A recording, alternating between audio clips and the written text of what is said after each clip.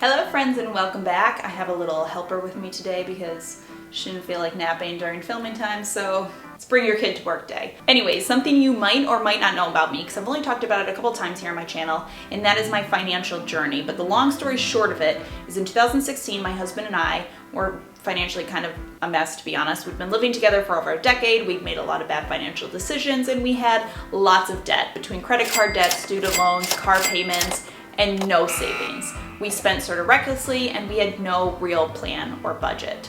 Luckily, in 2016, we also buckled down. We set a real budget, we made some big lifestyle changes, and then by the end of 2017, we were almost completely debt-free and on our way to saving for our first house. Fast forward to today, we have real savings, we make all of our purchases in cash, we live debt-free minus our mortgage, which we actually plan to tackle in the near future, and overall we just live a much more simplified life. And that's allowed us to maintain this. And while a lot went into this journey, like I mentioned, creating a budget, planning, overall the biggest impact for us was simplifying our lifestyle and taking a hard look at our spending.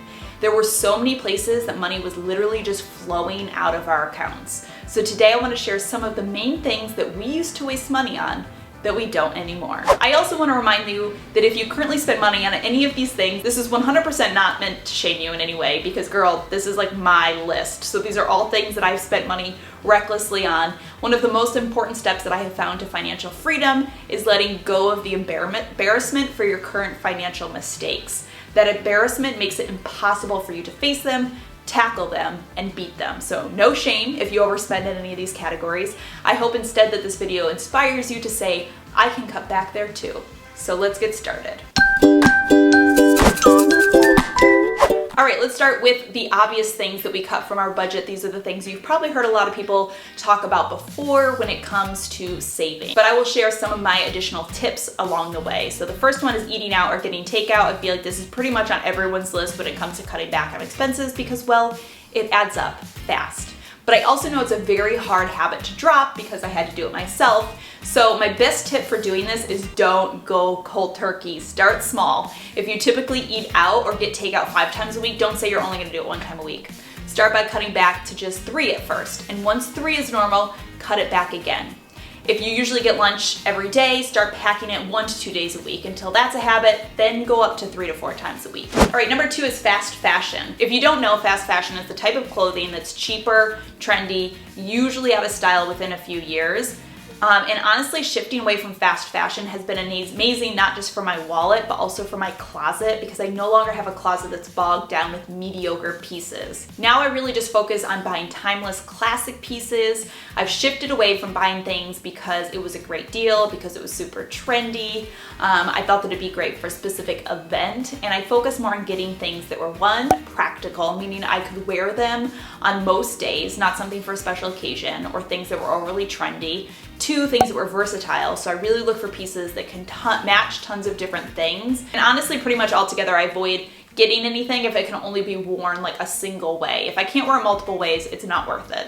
And 3, things that are classic and timeless, meaning they'll still look good in 5 years. When I find pieces that fit into these categories, I now will be willing to maybe spend a little bit more on it, and I'm still spending loads less on clothing than I did before when I was trying to keep up with fast fashion. Number 3, accessories, things like shoes, jewelry, etc. I've pretty much dropped all jewelry, accessories, and trendy shoes from my closet. Honestly, it was just overwhelming having to organize it all to keep up with it, always having new pieces, not to mention 80% of the time I left the house in the same shoes, with the same bag, and the same necklace that I wear every day. I realized I'm not really somebody who accessorizes a ton, and trying to keep up with it wasn't only pricey, but it was cluttering up my closet. So it's been a win-win by removing a lot of these unnecessary accessories from my life because it's not cluttering up my life. It's not like actual clutter in my home. I'm not spending money on these things I don't need. And it's just way easier to get dressed in the morning because I have less choices. Next up is what I call the one-time purchases, okay? A one-time purchase, these are the things that you buy for a single event. So let's see, maybe you're having friends over for July 4th. So you buy July 4th garland and American flag cups and matching plates with like a little American flag toothpicks. You get where I'm going. Now don't get me wrong, sometimes buying these little things is fun. It's a treat. It's fun to do something extra special for events. But I've really cut back on doing it too much. I really ask myself which of these things are worth it before I make the purchase. And if possible, I try to make choices that are more practical and versatile. So maybe I skip the toothpicks and the matching napkins, but I buy a set of really nice outdoor red plates that I can use again for another party. They aren't just for 4th of July. I really find myself trying to cut back on these one-time purchases that I'm buying for single events. Number 5, purchasing on credit cards. Yes, we still have credit cards in our house. We use them to make secure purchases online, but credit cards give you a false sense of how much money you have. It doesn't always feel like you're spending money when you don't see it coming out of your bank account. So when we started to really buckle down on our budgeting, we really stuck with straight up cash as much as we could, because it gives you a much more realistic idea of how much money you have and how much you're spending.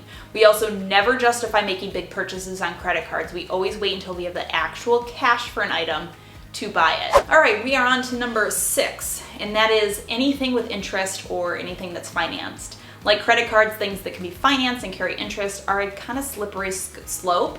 In the moment, it might seem like not that big of a deal to split up the payments into installments, but the way I look at it is if I can't afford to buy it full price, I can't afford it. It's so much better to hold up and save the money yourself and buy it when you have the cash. Yes, it is a practice in patience, but it will prevent you from getting into a situation where you owe someone else money. You could be in a position right now where you can totally make those monthly payments, but what if in 2 months you lose your job, or you have a medical emergency, or your car breaks down? You just don't want to put yourself in that type of situation. And worst off, if there's interest, even if it's like 1%, that's still 1%.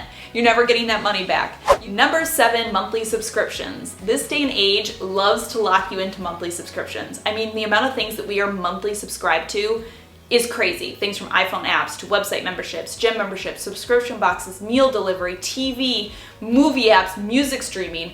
Everything is a subscription now. The other day I was actually just looking for a place where I could order a few a la carte frozen prepared meals.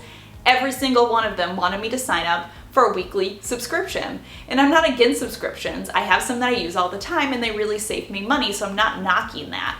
But my point is, every 3 to 4 months, you need to take a look at your bank statement, make a tally of recurring subscriptions, and actively cancel the ones that you are not using. Because if you're not using the subscription, it's a waste of money. And it's really easy to miss these because a lot of things that we sign up for on monthly subscription are like $3 to $5 a month, and it's really easy to forget about them if you're not using them. But if you have a couple of those every single month, it can quickly add up to $20, $30, $50 a month. So you're looking at big time savings every single year for things that you weren't even using. All right, moving right along to number 8, disposable razors. I personally switched to the Billy razor about a year ago and it has saved me tons of money on disposable razors. This is totally not sponsored. I really just bought them with my own money. I truly use them.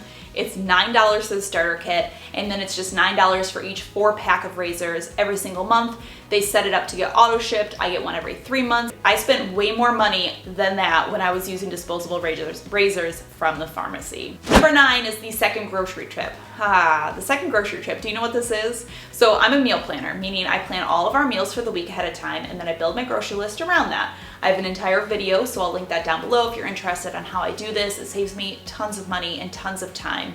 And when it's done correctly, I have everything that I need for that week in groceries, and I can do one trip for the week. The big thing that can always kill my grocery budget is what I call the second grocery trip. This is maybe a Saturday morning or a Friday afternoon, and you run in to grab some milk because you ran out, and you don't have a list or a meal plan, and you end up walking out with $50 or $75 worth of stuff that you were never planning to buy. Well, the second groceries trip does sometimes on occasion still plague our household, and sometimes it's just necessary because if you need milk, you need milk.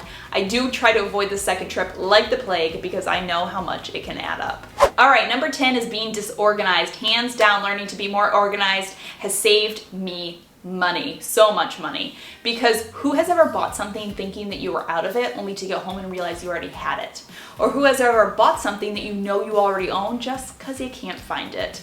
Me, on both of those occasions. I can't tell you in the past how many little odds and ends like screwdrivers or extra nail clippers or crafting supplies I bought when I already owned it because I was disorganized and I didn't know where it was. Learning how to be a more organized person in my day-to-day life saves me money in lots of ways. I have a better inventory of what I own, so I know what I need and don't need, and I take better care of my possessions that I do have meaning I do not need to replace them as often. I've essentially learned to be more responsible with my stuff. I'm an adult now, guys. I mean, look at me, I'm an adult. And two, I have learned to live with and enjoy having less clutter in my life, so I'm less inclined to buy something that's going to clutter up my space, meaning I buy less and I spend less. Okay, number 12 or 11, I'm not really sure. I think it's number 11, but that is living up to other people's expectations.